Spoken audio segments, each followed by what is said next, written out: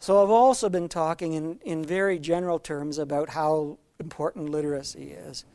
And now I'm going to illustrate this with real-life examples that relate to actual individuals and how big the effects are in Canada. The first one are the equivalent of radioactive half-lives. Instead of looking at radioactive decay, we're looking here at the decay of unemployment. The blue line is high-skilled people, people with level 3, 4, and 5 literacy skills. The red line are level 1 and 2 people. And what we're looking at is once someone gets unemployed, how long does it take people to get reemployed? For skilled people, it takes half of them 9 weeks to get reemployed. So not so long, a couple of weeks without employment and then back into a job. For the low-skilled people, it takes half of them 38 weeks to get back into employment. And so from an individual point of view, you certainly want to be in the level 3, 4, and 5 and not in the level 1 and 2. From a public policy point of view, the costs of the employment insurance system are punishing low-skilled people by keeping them in unemployment by 4 times longer. And from an economic point of view, this is incredibly punishing. The labor market is sorting and selecting people on their skill and leaving the low-skilled behind. Not something we want to interfere with because it's economically efficient, but you have to worry about the impact on low-skilled people as a result. This next chart looks at the impact that skill has on people's wages. So we're able to explain a good part of the differences in what different people earn, and those differences are attributable to the natural things, to people's education levels, to their work experience, and what we see from this chart is their skill level. In fact, in Canada, more of what the differences in people earn is attributable to their average literacy skill than any other country in this display. So 33% of those differences can be traced directly back to differences in literacy skill. So what does this do? People with skill get higher wages, people with lower skill get lower wages. A second thing that this chart reveals is that a country like Sweden, the impact of literacy skill is actually quite low. It explains only 10% of the explainable wage variability in Sweden. This we found to be a paradox because Sweden is the most literate country that we've measured to date, and it has very little variation in literacy skill across the population. So after a little head scratching about the economics of this, what we realized was employers in Sweden aren't idiots. They don't have to pay any wage premiums because everybody has this economically valuable asset of literacy. And so there are wage differences in Sweden, but they go to other things, creativity, that are patently fairer than differences in literacy skill. And finally, there's something about this chart that it actually isn't on the chart. We have data for another country where the impact of literacy on wages is actually bigger than observed in Canada. 43% of wage variation in this country is attributable to literacy skill differences. And that country is the People's Republic of China, which has what, by this standard, the most capitalist, efficient labor market in the world. So the Chinese have a huge supply of education and skill.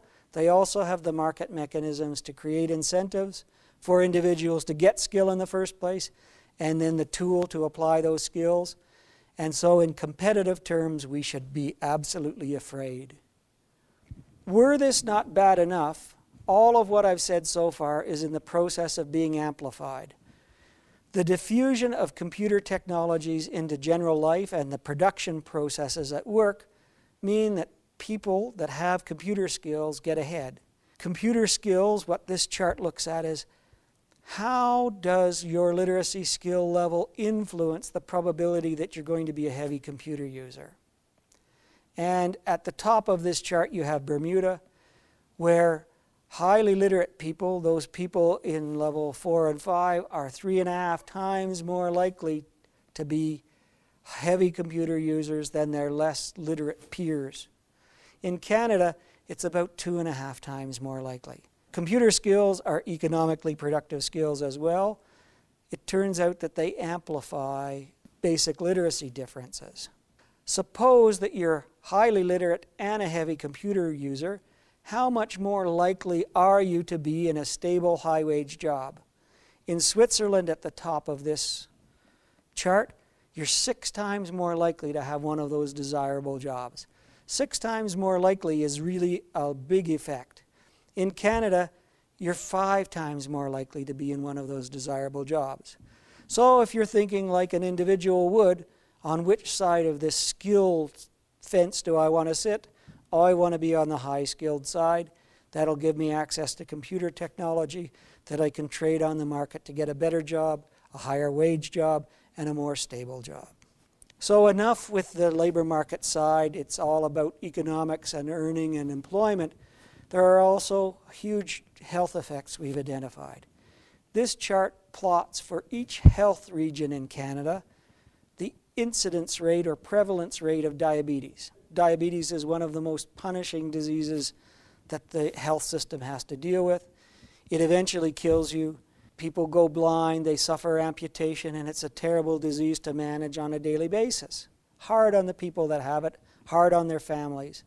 It's also extraordinarily expensive for the health system to deal with in terms of all of the management of the symptoms of the disease. This chart displays the relationship between health literacy, so literacy and numeracy skills applied to health tasks, and the prevalence rate of diabetes in every one of Canada's health regions. And the black line reveals the relationship between these two things. What it says is that the higher the health literacy, the lower the prevalence rate of diabetes.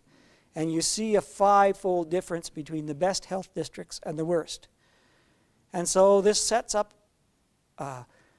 investments in literacy might lower prevalence rates of diabetes, reduce health costs, reduce the demand on the healthcare system, and therefore reduce pressure on the tax base to fund that treatment. So not only is literacy an economically productive asset for creating goods and services, it also has a huge impact on our health.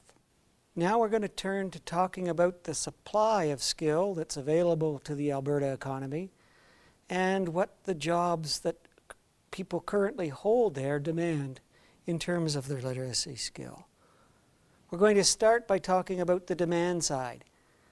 And what we've plotted here is the recent change in the knowledge and skill intensity of the jobs judged by their literacy demands. What we see is a rapid growth in the literacy demands of the kinds of jobs. The Alberta economy is shedding jobs at level 1 and 2 and adding jobs at level 3, 4, and 5.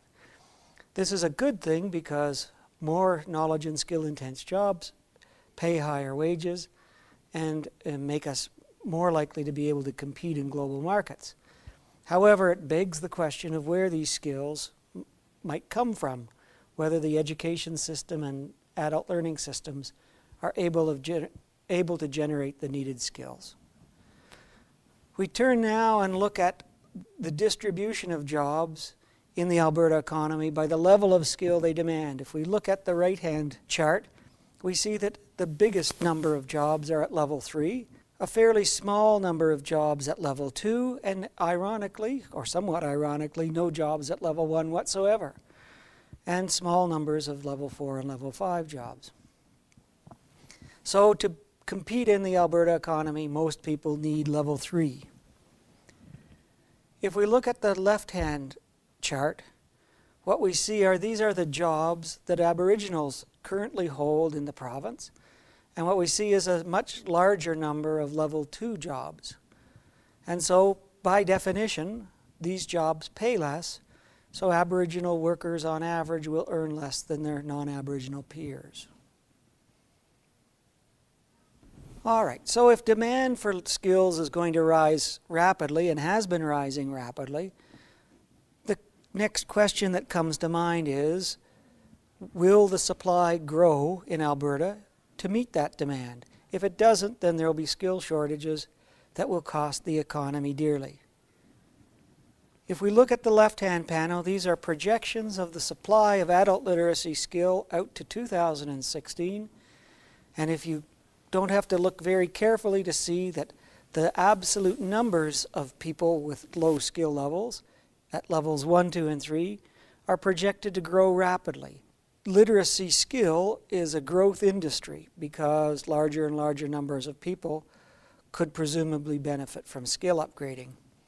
The left-hand panel expresses these same data as proportions of the population, and we see out to 2016, and in fact out to 2031, about 40% of the adult population in Alberta is going to have level 1 and 2 skills, and those are skills that will not allow them to compete successfully in the global economy. So skill shortages are a fact now, and these data suggest that the shortages are going to grow rapidly over the coming decade. So now we turn to talking about literacy as an economic asset, and the question at hand is how much of that asset are we using? This first chart shows for each province and territory in Canada of the skills possessed by Aboriginal adults, how much is the economy using of those skills?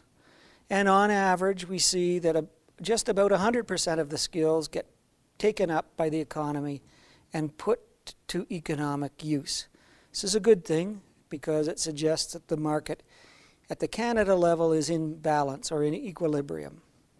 But if we look at each of the jurisdictions and say, take for instance the Yukon economy is using somewhat less than 96% of the available skill supply. If one were to create jobs that soaked up that extra skill, you'd have a very large increase in GDP as a result for skills you already have and don't have to invest in to create. On the other side of the equation, we have a territory like Nunavut, where the current jobs in the territory demand 103% of the skills that people have. So the jobs are more demanding than the skills people can bring to them. And so their productivity growth is being constrained by this shortage of skills at the aggregate level. What these data imply is that there is a literacy problem, but it differs from province to province and territory to territory. And so any remedial fix, policy-wise or program-wise, has to reflect the underlying nature of the problem.